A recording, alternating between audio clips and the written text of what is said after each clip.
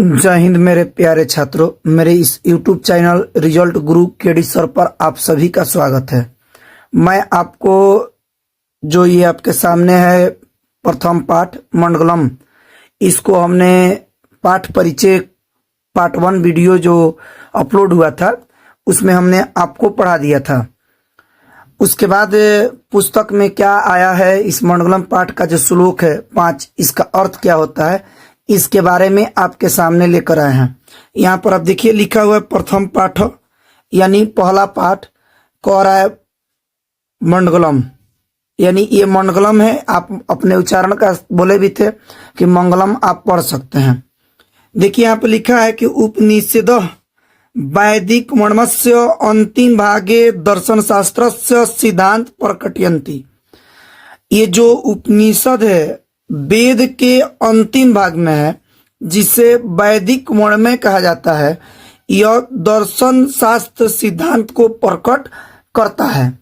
आगे कह रहा है कि सर्वत्र परम पुरुषस्य परमात्मा महिमा प्रधान गीयते। सभी जगह पर परमात्मा की महिमा के गायकी की जाती है, या सभी जगह परमात्मा उपलब्ध है। तेन परमात्मा जगत अनुशासित चसित। ये पूरा संसार जो है परमात्मा के नियम के अनुसार चलता है। स एव सर्वेशा तपसा परम लक्षणम। सबकी एक ही लक्ष्य है, सबकी एक ही लक्ष्य है कि परमात्मा को प्राप्त करना।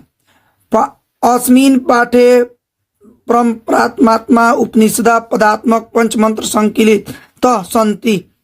इस पाठ में 5 गो श्लोक है, 5 मंत्र है जो कि उपनिषद से लिया गया है और ये पदात्मक शैली में है। आइए हम एक एक श्लोक को आगे बढ़ाते हैं। देखिए यहाँ पर कह रहा है हिरण्येन पात्रेण सत्पिहित मुखम तत्व पुष्पावृणु सत्याय धर्माय दृष्टते। ये ईश्वास्य उपनिषद से लिया गया है। उपनिषद 160 होते हैं, उसमें एक ईश्वास्य उसी का श्लोक है। इस श्लोक का अर्थ हुआ कि सोना रूपी पात्र से, हिरण्येन का मतलब होता है सोना रूपी पात्र से सत्य का मुख ढका हुआ है। हे परम पिता परमेश्वर, हे पुष्प देवता, आप इस सोना रूपी पात्र को हटा दे ताकि मैं सत्य और धर्म का ज्ञान हासिल कर सकूं। दूसरा श्लोक देखिए।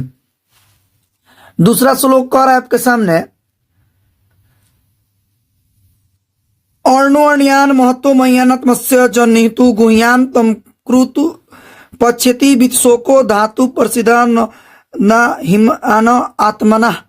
वो कह रहा है कि अणु परमाणु से छोटा, महान से महान यह आत्मा मनुष्य के हृदय रूपी गुहा में विद्यमान है। हे परम पिता परमेश्वर, यदि मुझे सत्य और धर्म का ज्ञान हो जाएगा तो यह मेरी आत्मा परमात्मा में विलीन हो जाएगी। तीसरा श्लोक देखिए, ये कंठ से लिया गया था दूसरा। अब तीसरा देखिए, सत्य जयते ना नृत्य संतेन पंथा वितोदयान एनाकृप्तो हप्त कामा यत्र तत् सतस्य पर निदानम। कह रहा है कि सत्य की जीत होती है, असत्य की नहीं। सत्य के मार्ग पर चलकर देवलोक की प्राप्ति की जा सकती है। ऋषिगण इसी मार्ग पर चलते थे और देवलोक को प्राप्त करते थे। यदि हम इस मार्ग पर चलते हैं तो सत्य के मार्ग पर, तो हमारा परम निदान होगा। आगे देखिए चौथा श्लोक, जो कि चौथा श्लोक देखिए, ये तीसरा था मुंडक से लिया गया था। जरूरी याद रखिएगा, सत्य में जयते श्लोक कहां से लिया गया था? मुंडक से। यथा नदा अस्मन्माना समुद्रे अगच्छन्ति नाम रूपे विवाय तथा विद्वान नाम रूपाद विमुक्त प्रतमार पुरुषमयति दिव्याम।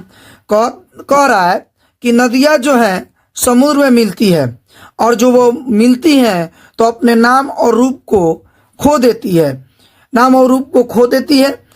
ठीक उसी प्रकार जिस प्रकार विद्वान को ज्ञान प्राप्त होता है तो वह भी अपने नाम और रूप से मुक्त होता है, वो उसका भी कोई नाम और रूप नहीं होता है।